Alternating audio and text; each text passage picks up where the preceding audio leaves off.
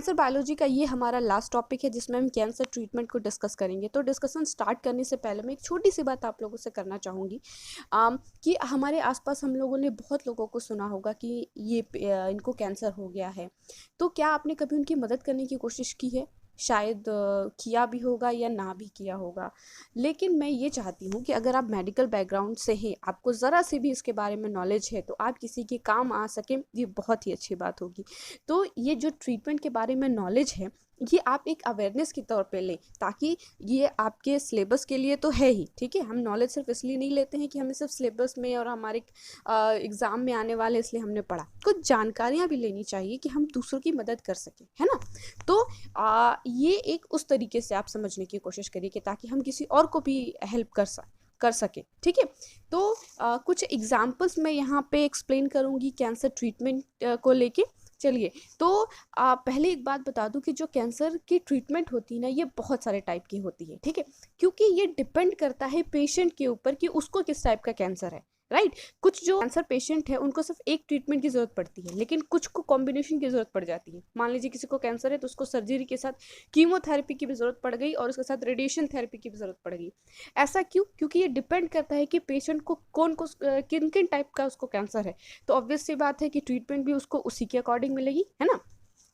तो हम कुछ एग्जांपल्स देख लेते हैं। पहले हम देख लेते हैं सर्जरी। इसके बारे में तो आप लोग काफ़ी सुने ही होंगे, ठीक है। तो सर्जरी और कीमोथेरेपी लगभग हम सभी सुनते हैं, है ना, कि ये ट्रीटमेंट के लिए ज़्यादा यूज़ होता है।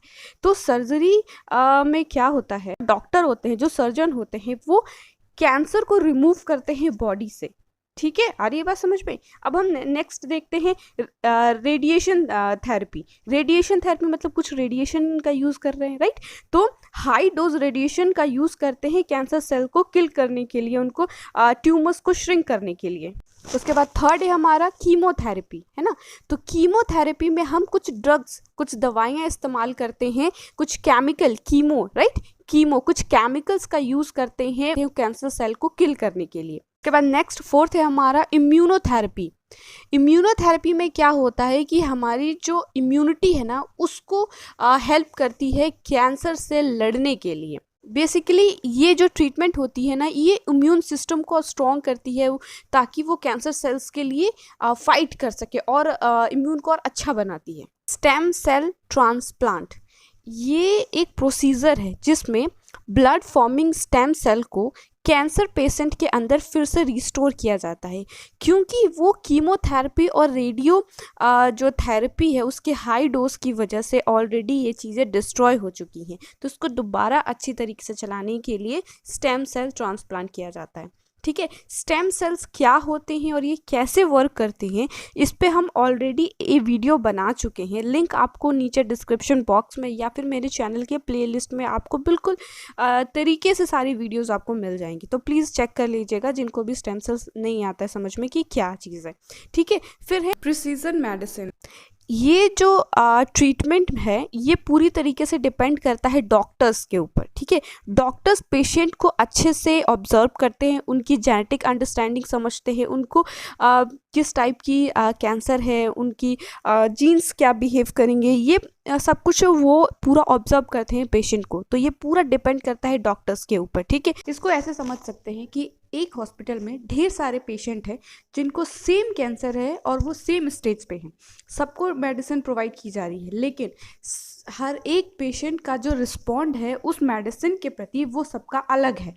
तो काफ़ी रिसर्च के बाद ये डॉक्टर्स को समझ में आया कि ऐसा क्यों हो रहा है। ऐसा इसलिए हो रहा है क्योंकि हर एक जो पेशेंट है वो अलग है, जेनेटिकली अलग है। तो इसका जो रिस्पॉन्ड आ रहा है मेडिसिन को लेके, ट्रीटमेंट को लेके, थेरेपी को लेके, वो डिफरेंट हो रहा है। तो इस तरीके से हर एक पेशेंट को अलग से समझना होता है, उसकी जेनेटिक बिहेवियर को समझना पड़ता है, तब ये जो मेडिसिन है वो उसके लिए हेल्पफुल होती है। तो ये प्रिसाइज मेडिसिन थेरेपी कहलाती है। टारगेटेड थेरेपी, ये जो थेरेपी होती है ना, ये प्रिसीजन मेडिसिन के ऊपर बेस्ड रहती है, ठीक है। ये बेसिकली करती क्या है ना, ये टारगेट करती है कि किस प्रोटीन की वजह से सेल्स ग्रो हो रही हैं, ठीक है, डिवाइड हो रही हैं, स्प्रेड हो रही है। ये बेसिकली रीज़न जानने की कोशिश करते हैं ताकि इसको कंट्रोल कर सके। और अगर हमें पता चल जाएगा कि बीमारी किस वजह से हो रही है, कहाँ से हो रही है, उसकी जड़ को अगर हमने पकड़ लिया तो उसे ट्रीट करना थोड़ा ईजी हो जाता है ना।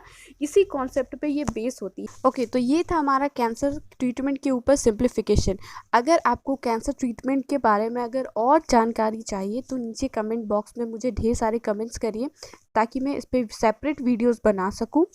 और वीडियो कैसी लगी, हेल्पफुल रही या नहीं, कमेंट करके ज़रूर बताइएगा। वीडियो अगर पसंद आए तो इसे लाइक ज़रूर कर दीजिएगा और अपने दोस्तों के साथ शेयर करिए। चैनल पे अगर नए हैं तो चैनल को सब्सक्राइब ज़रूर करिएगा। साथ ही बेल आइकन को भी हिट करिएगा, ताकि जब भी नए वीडियोस डालूँ तो उसके नोटिफिकेशन आपको सबसे पहले मिले और वीडियो मिस ना हो। Thank you so much for watching. मिलते हैं अगले वीडियो में।